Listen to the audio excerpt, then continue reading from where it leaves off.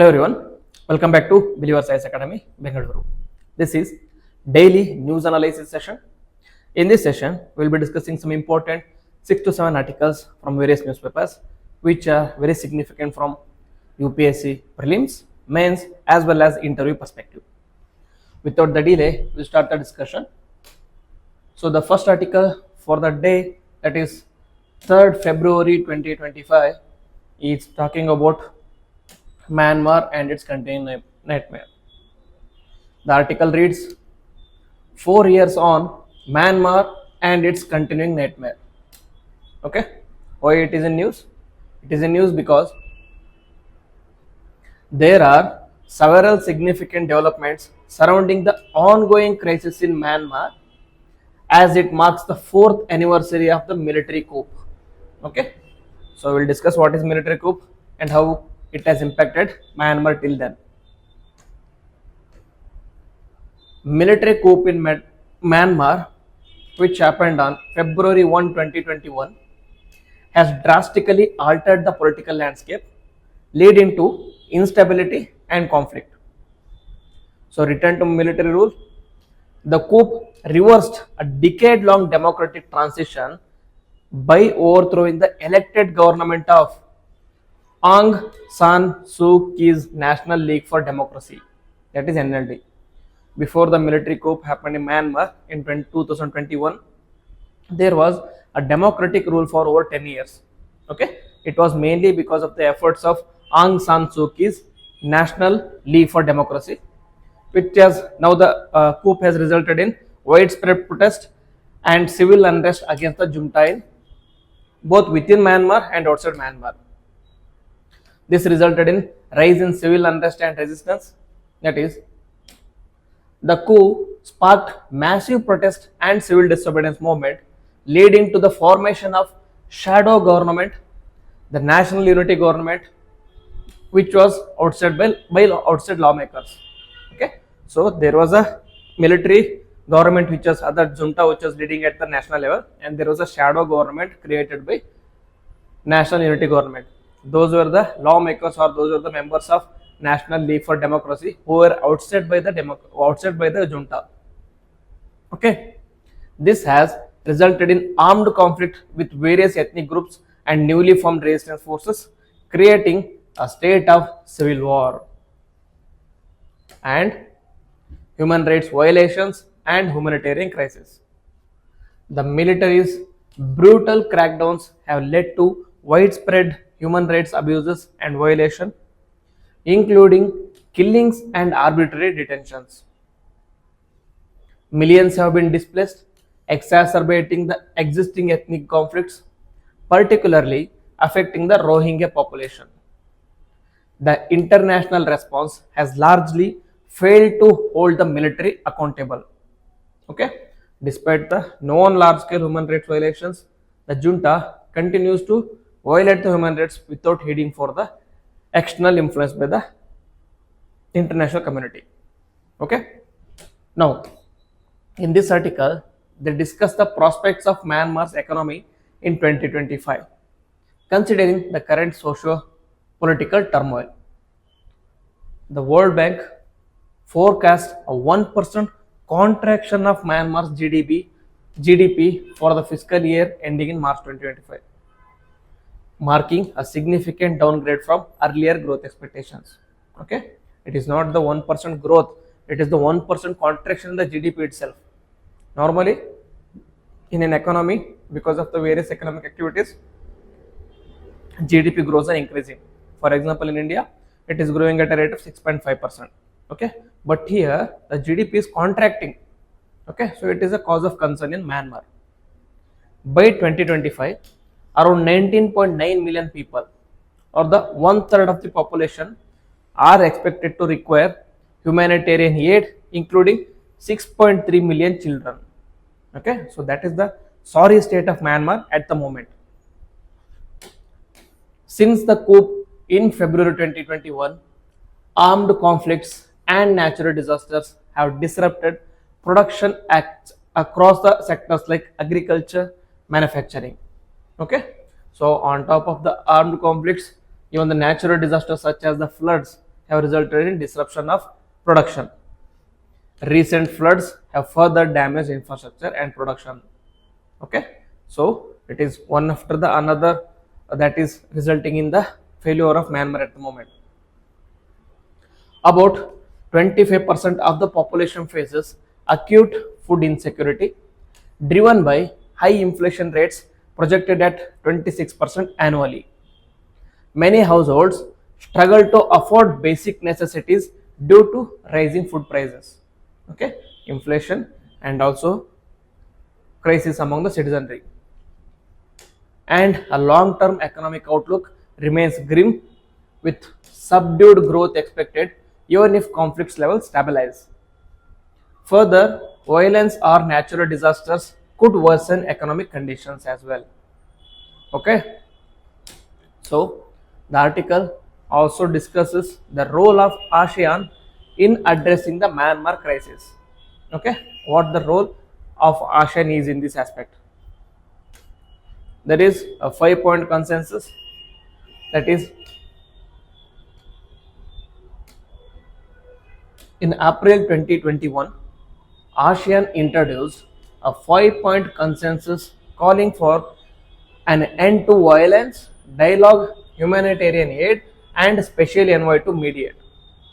However, its effectiveness has been limited due to lack of inclusivity and the lack of pressure on the military junta. And there is a TRIOCA mechanism. What is TRIOCA mechanism? It is normally used in respect to G20. With respect to G20, TRIOCA is the present president of G20, previous president, and upcoming or forthcoming president. Okay, chairmen or presidents of the G20 are called as TRIOCA. Similarly, in ASEAN also there is a TRIOCA. At the moment, the TRIOCA includes Indonesia, Laos, and Malaysia, but even them have failed to address the issue because of Myanmar's complex issues. Then, humanitarian response of ASEAN. ASEAN has held meetings to improve humanitarian aid delivery but struggles with implementation challenges. And international engagement. ASEAN has tried to bring external influences like those of European Union and United Nations have shaped ASEAN's approach. Critics argue that ASEAN's preference for dialogue over sanctions has not produced significant results. Okay, since Myanmar is also part of ASEAN, the members of ASEAN are hesitant to put sanctions and they consider dialogue as a better mode of communication rather than the sanctions. But in reality, the dialogue has not provided satisfactory results. Then, way forward, the United Nations and ASEAN have struggled to resolve the Myanmar crisis, prompting experts to call on the neighboring countries, mainly China, India, Thailand, Bangladesh, and Laos, to take action as the situation threatens not only Myanmar but also all these neighbors' interests. However, challenges persist, such as borders with India and Bangladesh are controlled by ethnic armed organizations, and there is a trust issue between India and China, and India and Bangladesh relations are strained. As a result, they are fighting among themselves and they are not able to focus on the imminent crisis, that is Myanmar.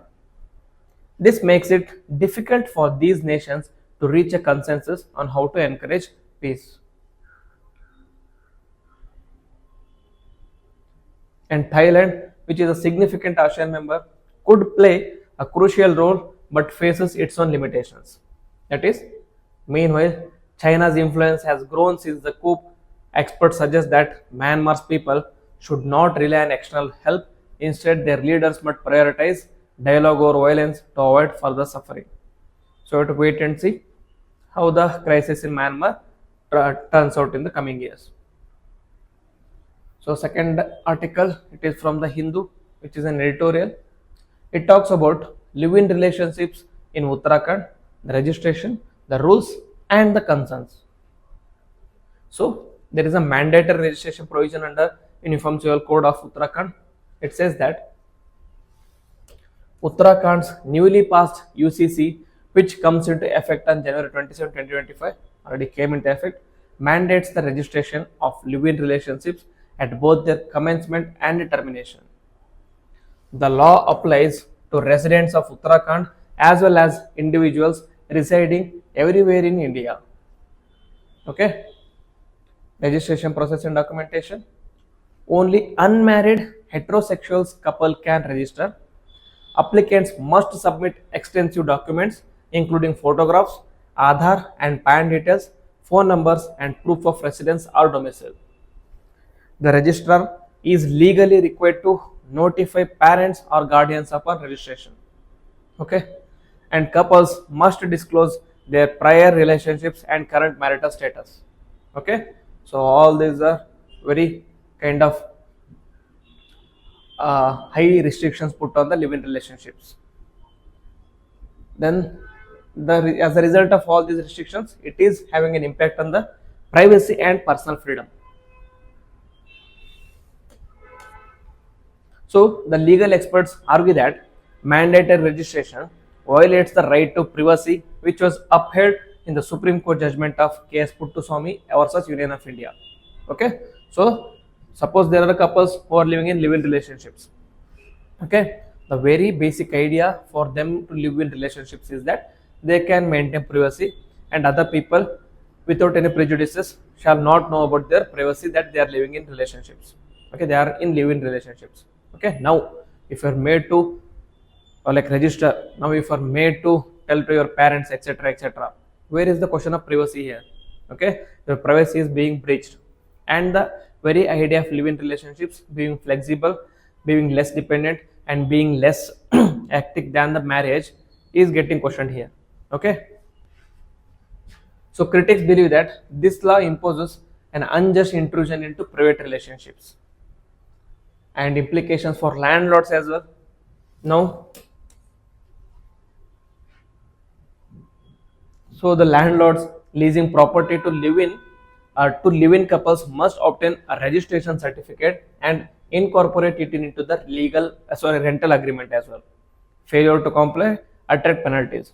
It is not only the headache of the people who are living in relationships, it is also the headache of landlords as well. Okay, so penalties for non-compliances. The failure to register within a month can result in civil as well as criminal penalties, including jail time of up to 3 months, a fine of rupees 10,000, stricter penalties up to 25,000 fine or 3 months imprisonment for providing false information. Authorities can issue notices for non-registration and repeat offenders may face harsher legal consequences. Okay, so these are very strict measures, very strict restrictions on the live-in relationships in Uttarakhand under Uniform Civil Code. So the concerns are, experts argue that this law could lead to large-scale social surveillance of relationships. While there are no direct penalties for data leaks, concerns remain over the exposure of personal information. Okay, critics fear it may discourage couples from opting for live-in arrangements due to bureaucratic and social pressures. Okay, so we have to wait and see how this will pan out. Many people have approached Supreme Court with this Uniform Civil Code of live-in relationships. We have to wait and see how it pans out. Third one, a very important interesting topic which was in the Hindu science section. It talks about challenges of AI driven genetic testing. Okay, challenges of AI driven, that is artificial intelligence driven genetic testing. Advancements in genetic testing, that is the Human Genome Project from 1990 to 2003 enabled detailed analysis of DNA patterns, helping detect rare diseases and genetic abnormalities. Initially, predictive genetic tests were costly and limited to exceptional cases. With artificial intelligence, genetic testing has become faster and more accessible, allowing for improved diagnostic accuracy and personalized treatments. Institutions like Johns Hopkins have incorporated AI to refine predictive models. Okay, So the advantages of AI with respect to genetic testing is that it is faster and it is more accessible now and it is more affordable now. As a result, resulted into improved diagnostic accuracy and personalized treatments. Okay, there are potential pitfalls and ethical concerns because the AI based genetic testing raises ethical dilemmas, especially in predicting non medical traits like intelligence or career success. Okay, how are you going to predict non medical traits like intelligence and career success? It can be, there are like prejudices may be involved in this one. So, the genetic predisposition test for heart disease, depression, or mental health disorders must follow strict guidelines to avoid misinterpretation. Okay, so these depression, mental health disorders, heart diseases can only be identified, can only be diagnosed with the proper help of human touch. Now, AI driven testing, which is a machine, okay, will not probably have the required knowledge to decide if a man is undergoing depression or if a man's mental health is not up to the date, up to the mark.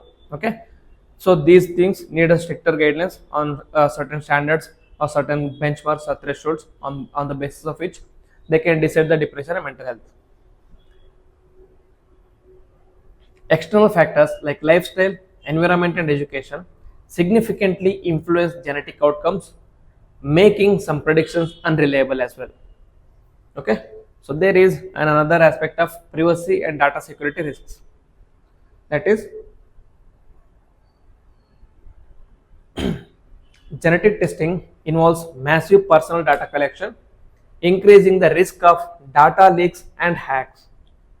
An example, 23andMe data breach. 23andMe was a popular genetic testing AI based company. There were 6.9 million genetic records were stolen and sold on the dark web, leading to major concerns over the data privacy. Okay, 6.9 million genetic records from 23andMe company were leaked. Many consumers struggle to retain control over their genetic data, which could be exploited by insurers, employers, and cyber criminals as well. So, why consumers should be cautious?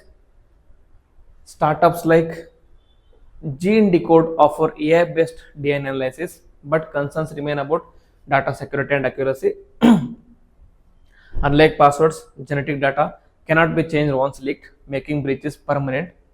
So this data on the genetic or this information on the genetic data can be misused by the people which were mentioned before. So it is very difficult. And regulations like HIPAA, that is Health Insurance Portability and Accountability Act, provide certain protections, but data privacy enforcement remains weak. So we should address the data privacy enforcement as well. So the key takeaways are that the AI has revolutionized genetic testing, making it faster and more precise. There are ethical concerns over non-medical genetic predictions such as depression and heart problems and mental health issues. Data security risks are a growing challenge with the past breaches raising alarms. Consumers should carefully evaluate privacy policies before using AI-driven genetic testing services as well. Okay. So that is the third article, very important article, especially if your optional is anthropology or if your optional is medical science and if you belong to medical MBBS field, there can be a question based on this one. Now, fourth article is about new Ramsar sites. That is, recently 4 more wetlands from India have got an international tag for Ramsar convention sites. Okay. About the new Ramsar sites are, what is Ramsar actually? Ramsar is a place in Iran where the convention happened. The Ramsar convention is based on protection of wetlands of importance in a particular country or particular region. Those are protected under Ramsar convention. So the new Ramsar added are, first one is Sakkarakottai Bird Sanctuary. Sakkarakottai Bird Sanctuary is present in location. It has a unique mosaic wetland ecosystem located close to Gulf of Mannar on the Central Asian Flyway. a regular route for the migratory birds that comes from Iran, Afghanistan and Pakistan. So read more about Central Asian flyway. It is a flyway which is followed by migratory birds such as raptors, ducks, flamingos, etc., etc., when they are migrating from one region to another region. This wetland acts as a breeding ground for several resident migrant species of waterfowls. Okay. Second one is Tartangal Bird Sanctuary. It is also from Tamil Nadu. It is also laying along the Central Asian flyway and it is critical for breeding and foraging ground for the water birds. Okay. It plays a crucial role in climate regulation, recharging of groundwater and irrigation. This sanctuary is home for many important endemic species including painted stork, black-headed ibis, spot-billed pelican, oriental darter and pallid harrier among others. Okay. And the third one is Udhwa Lake. Udhwa Lake is in Jharkhand. It is named after Saint Uddhava of Mahabharata times, who is a friend of Krishna. It falls within the Gangetic Plains biogeographic zone. The sanctuary has two water bodies. One is Patwaran and Berhalai. Okay. So interconnected by a water channel. Patwaran is comparatively clean water body compared to Berhalai. And it is the first Ramsar designated wetland from Jharkhand. Very important point, and it becomes very important from your prelims perspective. Okay, Udhwa Lake is the first Ramsar designated wetland from the state of Jharkhand. Finally, Kechiopalri Lake. Kechiopalri Lake is in Sikkim. It is a sacred gem revered by both Buddhists as well as Hindus. It is known for wish fulfilling lake. Its tranquil waters are believed to be blessed by Guru Padmasambhava and the goddess Tara. Okay, so it is surrounded by lush forest and mystical aura of ancient legends. This enchanting lake is part of the revered Dhamazang Valley. Okay, Dhamazang Valley. Okay, very important. Kechiopalri Lake is in Sikkim. Okay, that is a very small topic for prelims. Fifth article is another small topic which is mainly for prelims only. It is about National Bank for Financing Infrastructure and Development. So, the Finance Minister recently said the National Bank for Financing Infrastructure and Development, that is BFID, will set up a partial credit and enhancement facility for corporate bonds in infrastructure sector. Okay. So about BFID, it is a specialized development finance institution in India aimed at supporting the country's infrastructure sector, which can significantly gain from an enabling credit flow by means of attractive instruments and channeling investment. So it was set up in 2025 by an act of parliament. So it is a statutory body, and the act was National Bank for Financing Infrastructure and Development Act of 2021. So its objectives are to address the gaps in long-term non-resource finances for infrastructure development, to strengthen the development of bonds and derivative markets in India, and to sustainably boost the country's economy. It shall be regulated and supervised by RBI as an all India financial institution. Okay. So what are the developmental financial institutions? These are organizations owned by government or public institutions to provide funds for infrastructure and large scale projects where it often becomes viable for large banks to lend. They provide two types of funds. One is medium, another one is large. Medium is 1 to 5 years and large is less than 5 years. The primary objective of DFI is the economic development and the country via financing infrastructure activities. Okay, if you are financing for infrastructure activities, only then the infrastructure can develop. Once the infrastructure can develop, it can result in boosting the economy through employment generation, industrial development, etc., etc. This is a very important point, that DFIs do not accept deposits from the people, but they raise funds by borrowing from the governments, insurance companies, pension funds, and sovereign funds. Okay, they do not accept deposit from the people, but the fund is raised from different institutions like banks, government, insurance, provident funds, etc., etc., pension funds, and sovereign funds. So it provides a guarantee to bank on behalf of the companies and subscription to shares, debentures, etc., etc. Okay. They also provide technical assistance to project report, viability study, and consultancy services. Very important, but very short but important topic, but very important mainly from prelims perspective. Then sixth article, it is an editorial from the Hindu talking about the budget. So budget was laid down by Nirmala Sitharaman recently. So the article reads, beyond tax cuts, a closer look at the union budget. Okay, so the union budget presented by Finance Minister Nirmala Sitharaman comes amid pressing macroeconomic challenges such as high taxes, unemployment, weak private investment, and fiscal constraints. While the budget outlines a roadmap for Vikasit Bharat, its fiscal strategy and policy measures need a deeper scrutiny.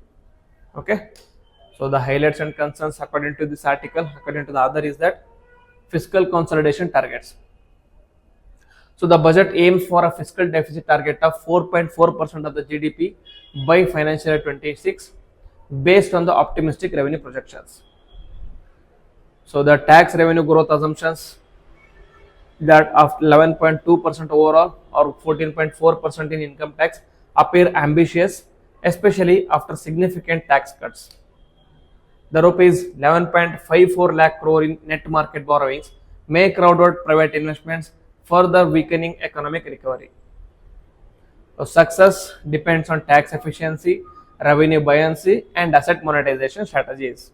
Okay, so the other argues that these tax fiscal deficit tax growth are possible by tax efficiency, revenue buoyancy, and asset monetization strategies.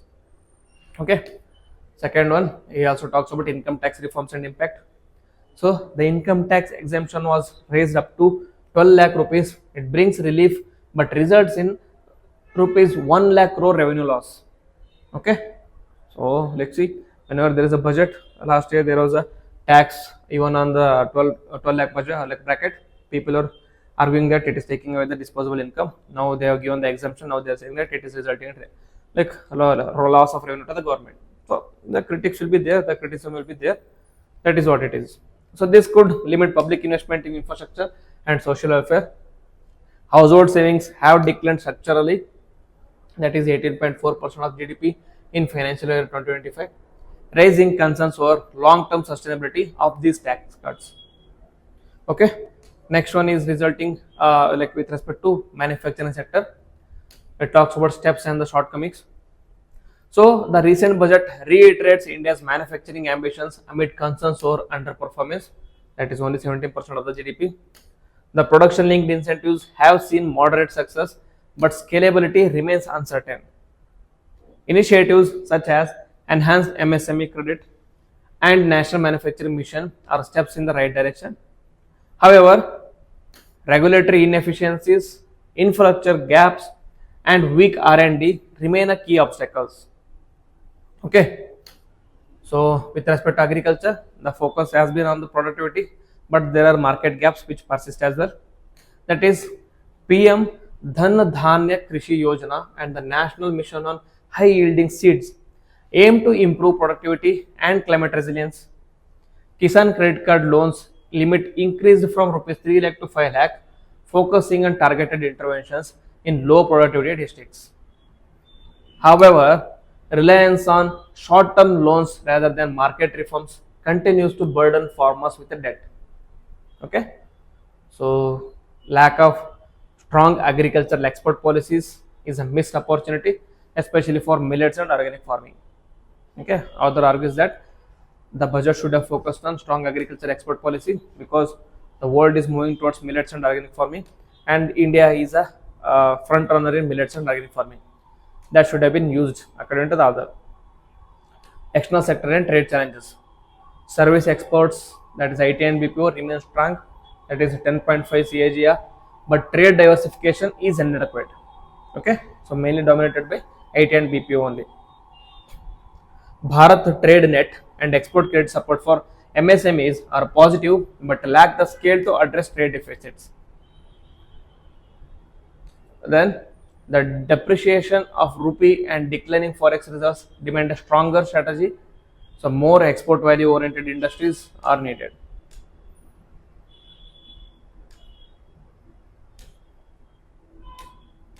Okay, so this is about this article. And the last, the same one, the sixth one, the article talks about climate action and the cautions rather than transformation. So it talks about incentives for lithium-ion battery recycling, critical minerals, and solar photovoltaic manufacturing aim to reduce import dependencies. However, there is a lack of investment in grid modernization, energy storage, and industrial decarbonization limits the impact of green initiatives. Okay, and then so in conclusion, the other argues that it is a budget with the trade-offs. The trade-offs are budget must balance economic growth with the fiscal prudence. While tax cuts stimulate consumption, they may hurt savings and public investment. Structural reforms in manufacturing, trade, and agriculture remains incomplete, and the success of budget will depend on efficient execution and timely policy correlation. Okay, so this is the criticism or kind of analysis by an author, but there will be a dedicated video on the budget. We will discuss all the highlights of budget and what are the important areas where the budget has been allotted, and what are the important new schemes which have been developed. Okay, we'll be discussing in the topic of the today's session. That will be uploaded in the coming days only. So if you like this video, please like and comment on the video, as well as share with your friends, and also subscribe to the channel and click on the bell icon so that you don't miss any notification. With this, I will end the video. Jai Hind.